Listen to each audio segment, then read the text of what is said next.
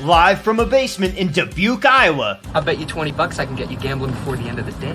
30 minutes from the Field of Dreams and 4 hours from the closest professional sports team. It's not a lie if you believe it. On the banks of the Mississippi River. I'm funny how? I mean funny like I'm a clown, I amuse you? It's the Degenerate Sports Betting Show with Matthew Freedman. That's what I do. I drink and I know things. And now your host, Matthew Freedman. Hello, everyone.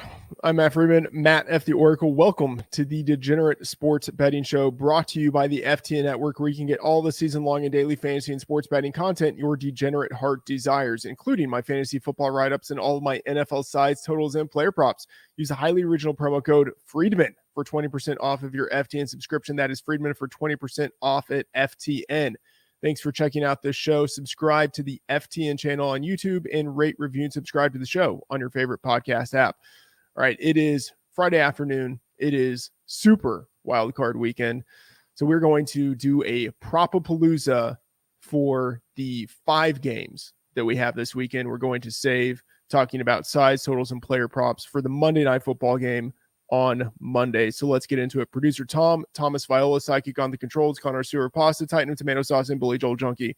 Long-suffering Jets fan, too. I should throw that in there. Tom, how's it going?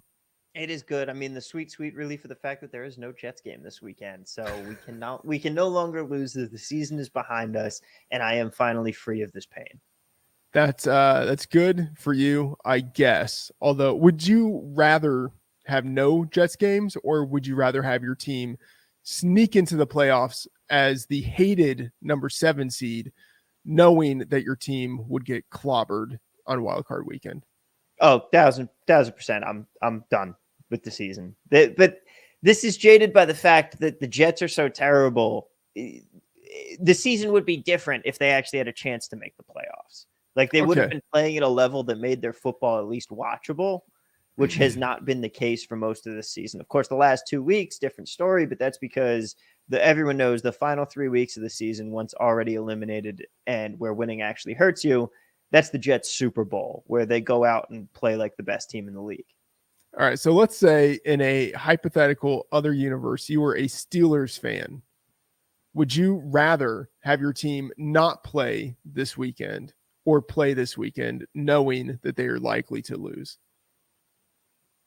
I'd say play this weekend. Like, you're in the dance, you have hope. I'm of the belief, and also like that's not even factoring in, Big Ben's last potential game. I'm of the belief that this game will be closer than people believe. Mm-hmm. So I think that I would have some hope there. Yeah, that's well established. We wasted 5 minutes on yesterday's show talking about that. All right, Tom, first of all, actually, I want to say I had a great morning. I did a lot of work on my early 2022 NFL mock draft. So I think I'm done with the order of it, like getting all of the database set up, coming through all the players, looking at team needs, getting all of the stuff that goes into the spreadsheet set up. And I have the order, and now I just need to write up notes for a potential article. But very excited obviously we still have football going on, but the NFL draft, like the off season, I think that is a really fun time of the year. So I'm excited to make significant headway on that this early in the calendar year.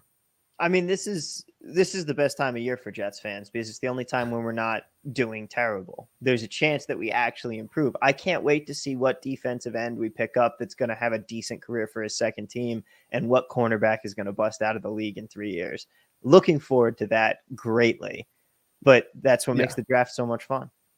I would say that there's a 95% chance I assigned a cornerback and a defensive end to the Jets in my mock draft. Yeah. Of course you did, because we need offensive help. So we're going to draft 2 defensive players. Yeah.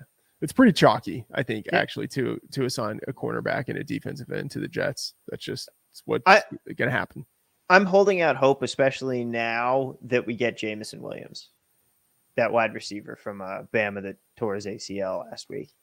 He's not going in the top 10. So you would hope that he would slip to the second round. Yeah. I think he's going to go in the first round. I think he's going to go in the second half of the first round. In fact, I'll tease it a little bit. I have the Raiders taking him. And this time they actually do get the best wide receiver in the draft. So that's like, he's too good to fall into the second round.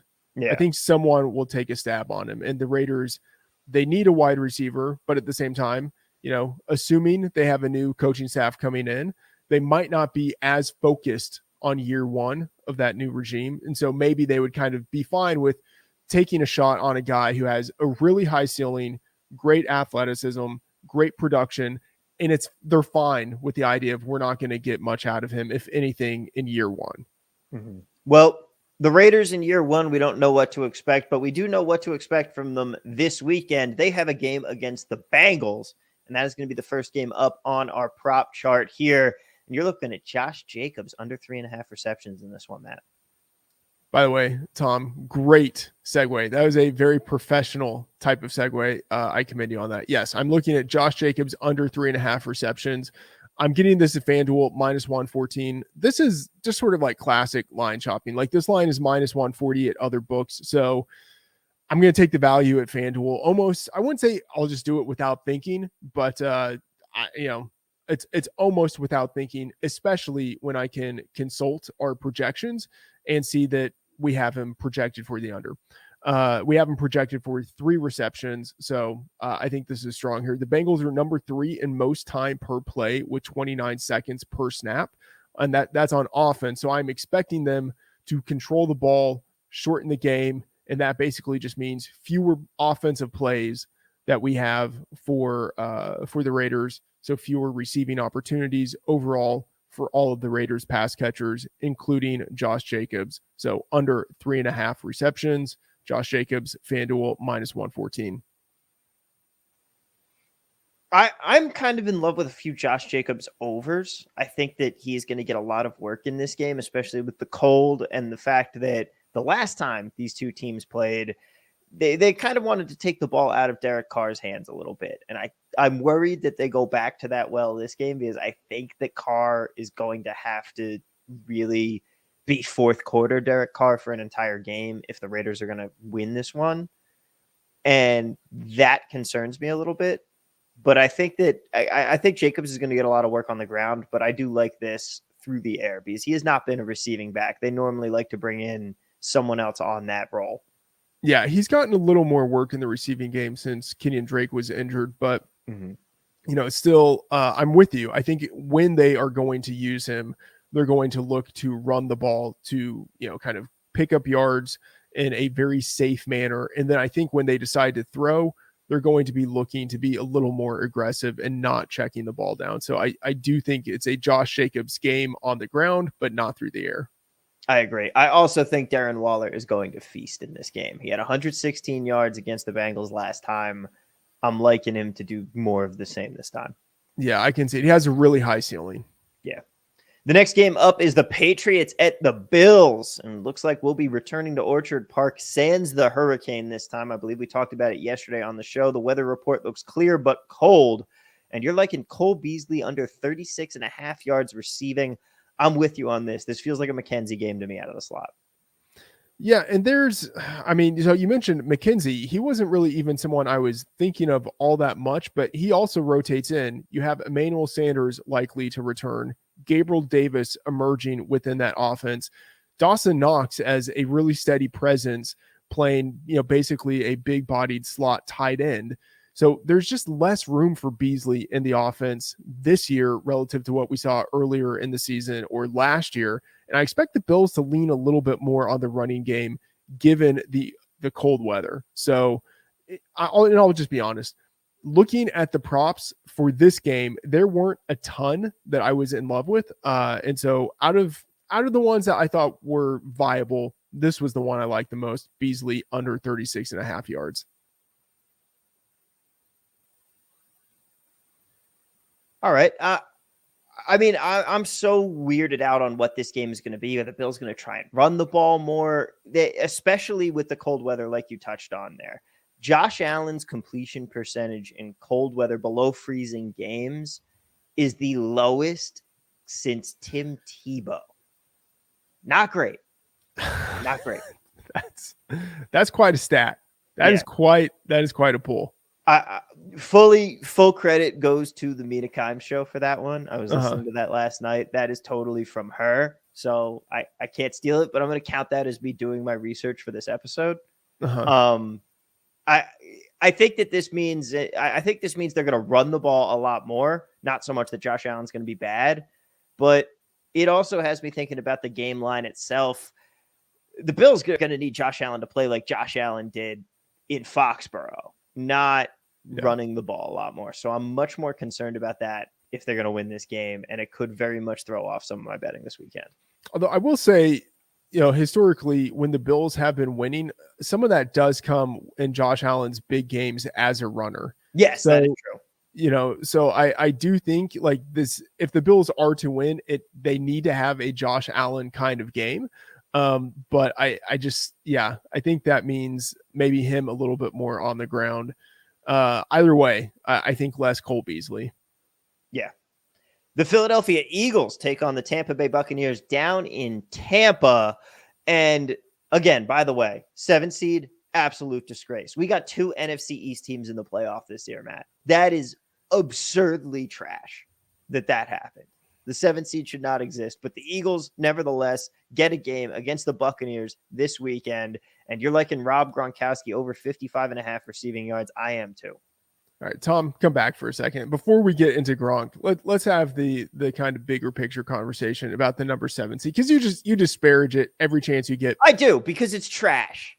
Okay. That's why. Okay. Let's just assume that the number 7 seed is not that great of a team.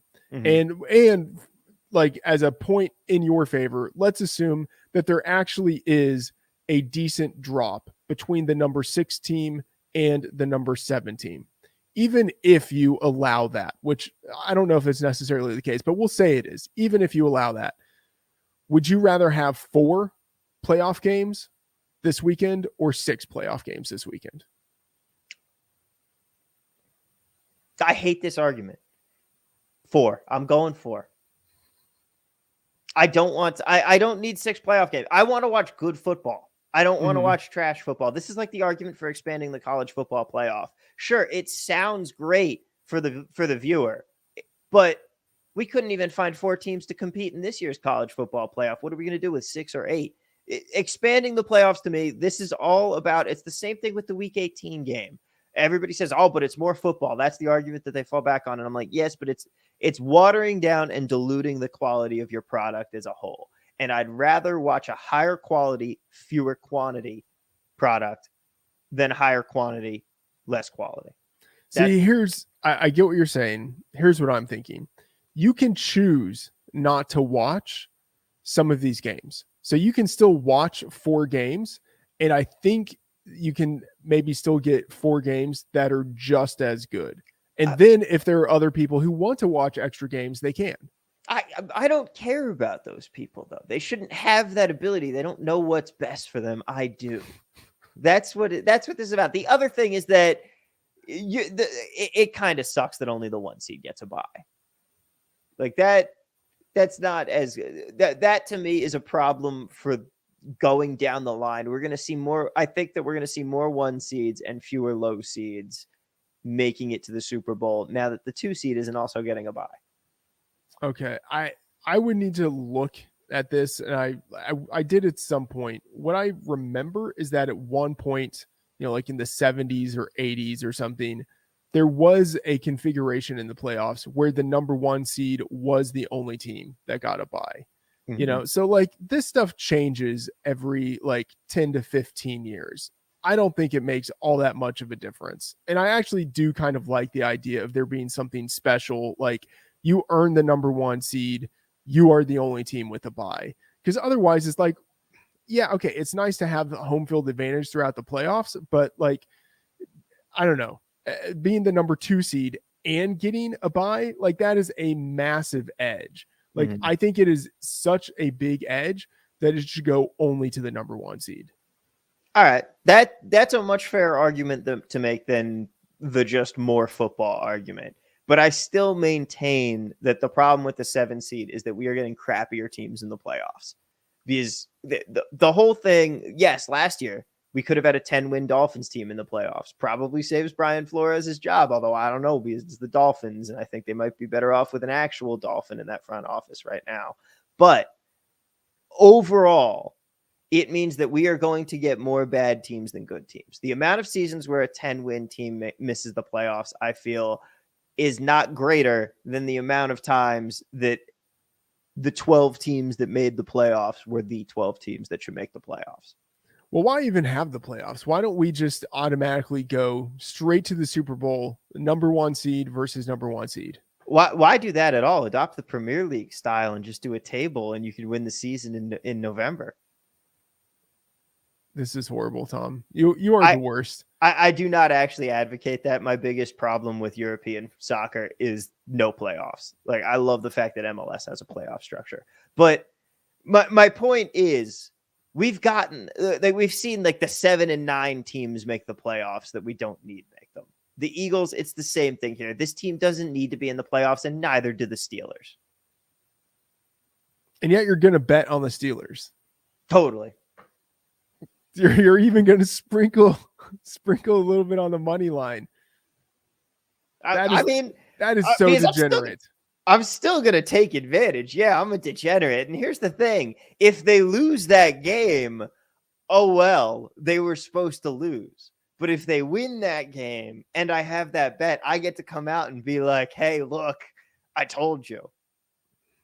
All right, let's talk about Rob Gronkowski. Indeed. Let's talk about Gronk because he is the greatest. Okay. This might be my favorite prop of the weekend. Rob Gronkowski over 55.5 yards receiving, DraftKings -115. This is a pretty consensus line across the industry. Since returning from injury in week 11, Gronkowski has averaged 77.3 yards receiving on 8.4 targets per game. And if we remove Antonio Brown's one full game from that sample, Gronkowski's average jumps up to 85 yards and 9.3 targets. So without Brown, without Chris Godwin, probably without Cyril Grayson, who has the hamstring injury, didn't practice on Wednesday, didn't practice on Thursday, Gronkowski seems very likely to be used heavily against the Eagles, who, by the way, are number 3 this year in most targets allowed to tight ends. So everything aligns for Gronkowski in this game. I think he totally smashes. I love the over 55.5 yards receiving. The next game up, the 49ers take on your beloved Cowboys. And you got some dynamite props this week. This is just another one here. Deebo Samuel over 28.5 yards rushing, because this man only does everything. If I could get a Deebo Samuel passing yards prop, I'd take the over. Look, Tom, I think we should create... one of the things that one of the things that I wish we would have done on the fantasy show where we talked about awards, like had some award for Deebo Samuel, something like biggest playmaker or whatever. But like, I feel like there should be, and I'm getting this from someone on Twitter who said something like, if there were a Heisman for NFL, Deebo Samuel would have won it this year. I feel like there should be like a playmaker, something type of award for the NFL that like honors the guys who didn't win a Heisman in college, but have like a Heisman-esque type of campaign. You know what I mean? I would love that, with the caveat quarterbacks aren't allowed to win it. Yes. You know, so like that fits Deebo Samuel perfectly, you know, like that all around playmaker, like Percy Harvin-esque type of guy. He had a fantastic campaign. So anyway, thinking about like, we should have had an award for him on the fantasy show. Absolutely love Deebo Samuel as a player. And I really like Deebo Samuel's prop over 28.5 yards rushing. Got this at Caesars -110. Just think about how Samuel was used in the postseason, when games really matter. In the postseason 2 years ago, rushed for 110 yards on 6 carries in 3 games. I think we see amplified usage this year in the postseason. Look at how he was used in the final 8 games of the season since week 10. 343 yards rushing on 53 carries. He had at least 5 carries in each of those 8 games. He went over 28.5 yards rushing in all but one of those games. And against defensive coordinator Dan Quinn, his former boss in Atlanta, 49ers head coach Kyle Shanahan is very likely to cook up a revenge-laden, inventive offensive attack that utilizes Samuel to the fullest. And I think that means obviously giving him targets through the air, but giving him carries in very, very inventive, stylistic ways that give him a ton of room to pick up a lot of chunk yardage. I think Samuel smashes in this game as a runner, as a receiver, Tom, even as a passer. So Deebo Samuel, I'm going easily over 28.5 yards rushing. There's a very credible argument to be made that he's the best quarterback on the 49ers roster right now. Like they got rid of Blaine Gabbert, so who do they have? Just stop it, Tom. Stop it. It's not fair. It's not fair. You're right, because they're that bad that it's just not a fair comparison to make. Let's get to the next one. You got Jimmy G and you got Trey and out. That's it. By the way, I want to go back and call attention to the fact that I gave you a very clean Twitter-worthy clip on Gronkowski. That's obviously the one we're going to use. Yes, absolutely. The Steelers at the Chiefs, the final game that we have on the weekend slate before the Monday Night Football game, which I also have problems with, Matt. I have a lot of grievances. It's a post-Festivus grievance airing here on the show today. I was going to say, I've got a lot of problems with you people. I do.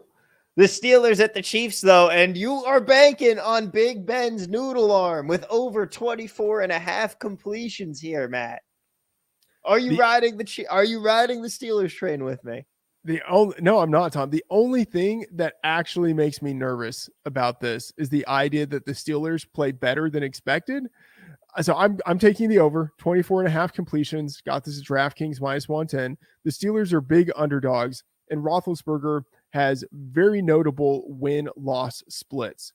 21.8 completions on 34.1 attempts in victory, but 27.8 completions on 42.6 attempts in defeat. And what is actually kind of interesting about this is that this includes 2 overtime games that the Steelers won. And so even with that extra time included in this, the Steelers have massively skewed towards the running game in games that they have won. And so, I mean, if we are thinking that the Steelers lose this game, I think there's a very good chance that they rely on the passing game just as a matter of necessity. Roethlisberger, in his 7 losses, has gone over 24.5 completions in 5 games. Now, granted, I will say, out of the 2 games when he didn't hit the over, one of those was against the Chiefs. So, but he did hit 23.5. When the Steelers are in negative game script, so when they're down by at least 8 points, they are top 8 in the league in pace of play and pass percentage. I think if the Steelers get down big and the spread indicates there's a pretty good chance they get down big, I think they will play fast and throw frequently. And that could mean a lot of short completions to Deontay Johnson. Even with Roethlisberger's noodle arm, I still think he could hit the over of 24.5 completions. So that is what I am betting. Well, that's going to do it for us on the props for the weekend. I will say, though, the Monday Night Football game, we'll talk more about it. But if the team wins, you're just getting screwed out of an extra day of rest. That's gonna be a problem there. I don't like that. I don't like that they had Saturday games on the final week of the season this year. Like, it's not fair. Yeah, I mean, I am assuming. I think you're right. It is not fair, but I think what they will do is probably put that team on Sunday Night Football to give them as much rest as possible. And there are already like weird rest issues that have snuck into the playoffs because they have some games on Saturday and some games on Sunday. So it's not really all that different from having games on Sunday and a game on Monday. But correct me if I'm wrong. Don't the 1 seeds normally play on Saturday? I think they're going to do some stuff with the schedule that we just kind of haven't seen before. Yeah, they absolutely have to, because if every higher seed wins their game, the Packers will play the Monday Night Football winner. Yeah. So you can't do that. So I'm sure. I mean, what does it matter? Like, Doing a Monday to Saturday? I don't think it's going. It's not. There is zero chance that there's the no team way. that plays on Monday will play on Saturday. Yeah. We're going to see. It's going to be interesting. You're completely right. They won't do that, but it's weird with the scheduling, but we'll see. If it's the Packers, if that team is playing the Packers, they will be playing on Sunday Night Football. Yeah. Oh, that'll be a fun game. Either one of those teams, Cardinals or Rams, that would be a fun game. But we will go over that game in an in-depth breakdown on Monday's episode of the Degenerate Sports Betting Show. Stick around for that one. In the meantime, Matt, where can people find all the work that you're putting out each and every day? Let's be honest, Tom, I'm not putting out work each and every day, and it is fantastic. We are in postseason mode, but you can find all the content at FTN Network. On Thursday, I put out the Best Bets article. All throughout the week in the FTN Bet Tracker, I'm putting in my NFL sides, totals, and player props. I've started putting in some NBA player props. I might take a little bit of a look at hockey, maybe put in some plays there. And of course, on Twitter, YouTube, your favorite podcast app, and on FTN, you can get daily episodes of not daily episodes, but all of the episodes of the Freedman Fantasy Football Show and the Degenerate Sports Betting Show. Use a highly original promo code Freedman for 20% off at FTN. All right, that is the show. You can find me and Tommy V on Twitter at Matt F. The Oracle and TV at Work. Thanks for joining us, and see you next episode.